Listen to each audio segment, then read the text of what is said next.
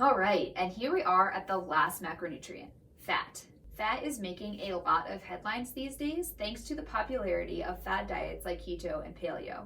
While young athletes should not be following a high-fat diet, or really any diet in general, these diets do get one thing right. Fat is an essential part of our diet.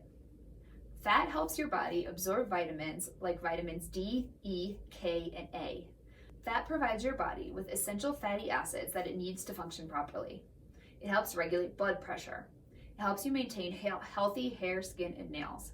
It protects your internal organs and provides your body with insulation. And maybe the most relevant function of fat for you is that it keeps you feeling fuller for longer. So by including some fat in your lunch each day, maybe you won't be starving once practice time rolls around.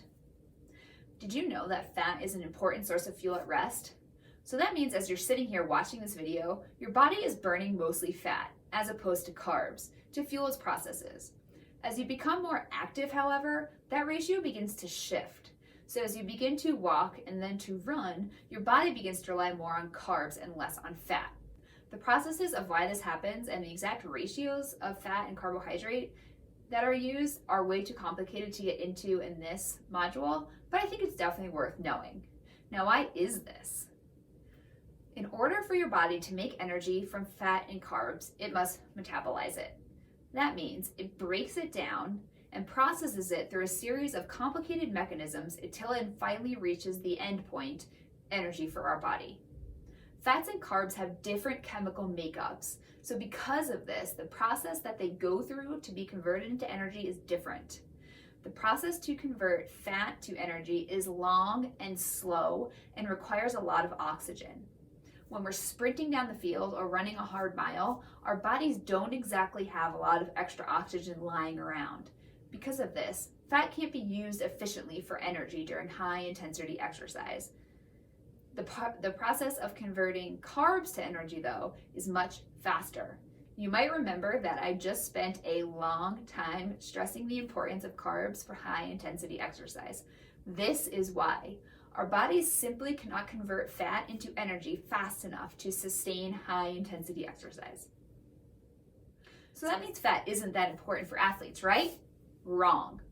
As athletes, we are also human, so all those reasons that I listed previously matter very much for athletes too.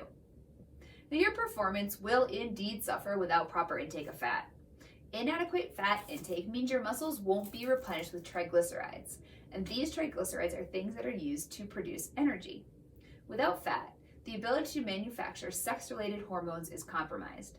If you forget why this is important, please refer back to the REDS module and the importance of proper estrogen levels.